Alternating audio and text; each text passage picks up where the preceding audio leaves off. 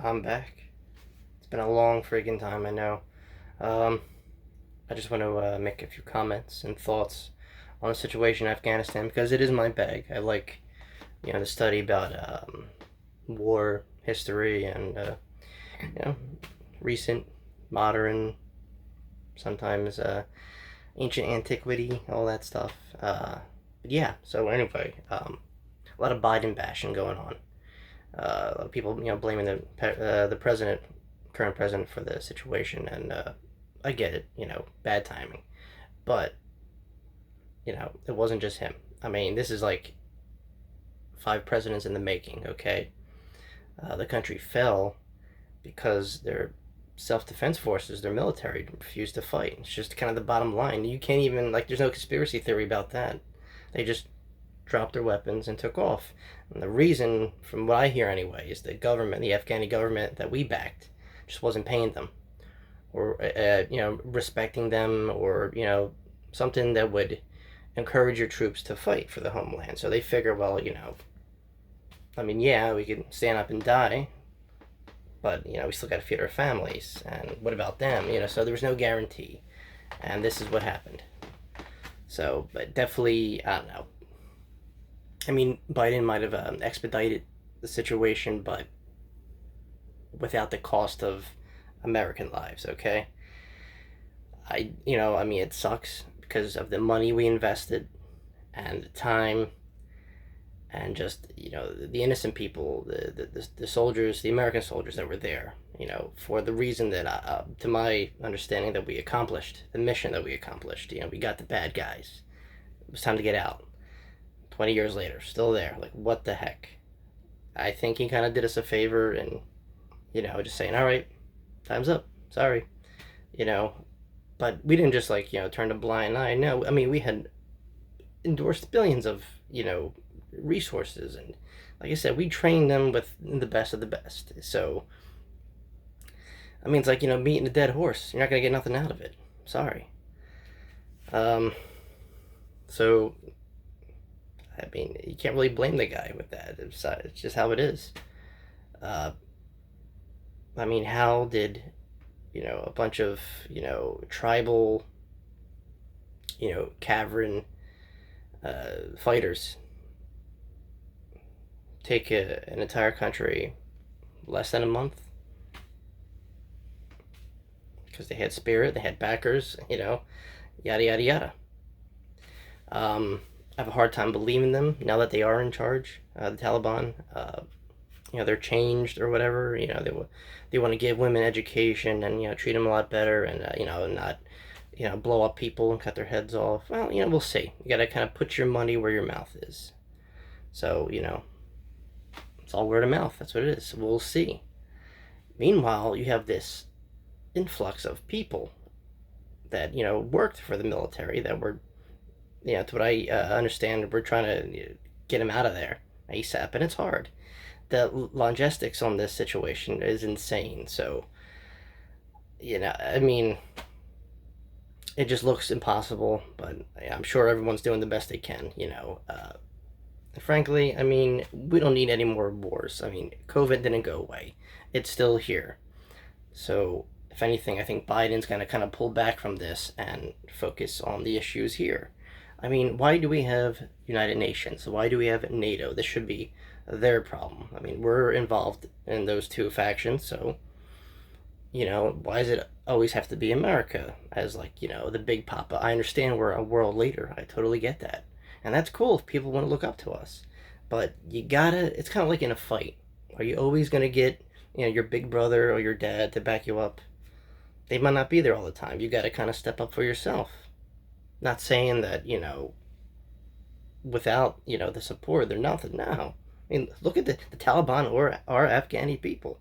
So it's basically changed from one Afghani regime backed by the U.S. to another Afghani regime, the Taliban. I mean, yeah, they might be kind of stuck in these, ancient, archaic ways, but that's just what they believe, and people are either going to have to coexist or try and leave. And the situation's chaotic. And yeah, I know a lot of people thinking, well, we should have stayed because now they're going to, cause a storm. Terrorist factions are going to form from this and come to American soil. Hold your horses there, man. You can't tell me in this day and age that we don't have boots on the ground already there. Come on. It, it's just, common sense. I'm sure we have black ops, CIA. I mean, come on. These people are real. They exist. You're not going to know about it. You're like me. You're an average civilian. How the heck are you going to know about some, black ops CIA operation? You don't. So, quit your yapping, all right? There's boots on the ground already. They're in the shadows. And if some, another wannabe Osama bin Laden pops up, we're going to handle it. So that's that, okay? I'm pretty confident, all right? Especially now. I mean, don't forget it. We still got big bad COVID. So, if a bullet don't get you, COVID will get you. So, whatever, And that's really all I got to say,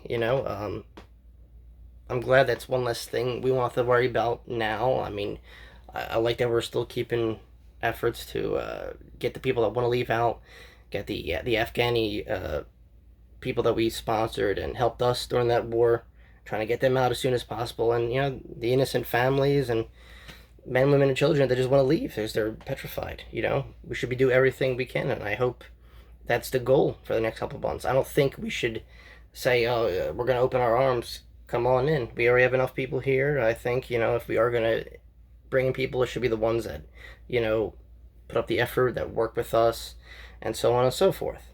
Translators, the big shots that kind of helped us along the way, helped us to gain control of Afghanistan. We should definitely, invite them in because they're kind of like our responsibility. If they were left there, if they're in another country, in the surrounding area, it's like, blood in the water pretty much. So that's just the sad reality. And no one wants to hear it, but that's it. If you worked for some kind of U.S. government agency as an Afghan, helping out Americans or whatever, then you're like a marked man pretty much. It's just that, like I said, that's the sad reality of it. So yeah, we should definitely focus on, getting those people out of Dodge, I like that other countries took in refugees. Everyone should just participate. There should be like a bilateral system going on here. Okay, it can be done. It's been done before. Let's get to it. There shouldn't be just an American problem. There should be everybody's problem. Not the war part. Let the Taliban, do what they got to do, whatever. Hopefully we could establish some kind of, not relations, but like trust or some kind of open dialogue. Just keep tabs on them. That's all. That's all we could do because everything's uncertain right now. We have to let the storm die off and then reapproach it from a different angle and see what happens. That's my personal opinion. Hopefully there's some light at the end of the tunnel. Just like this virus. It's still here. So, we have a lot of stuff on our plate now.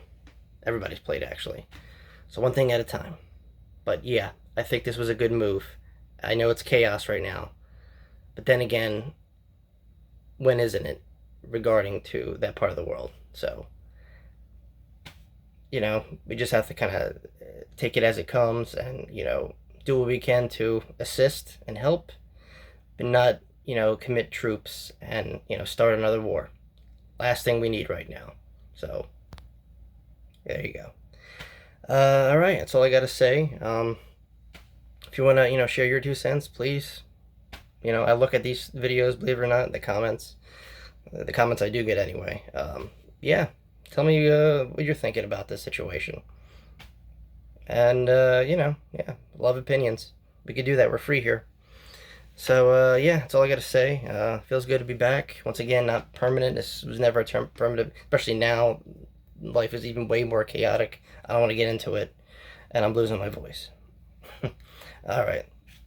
I haven't done this in a while, so, yeah, I'm like, really parched right now. So, that's all I got to say. Thanks for listening. And until next time, guys. Peace.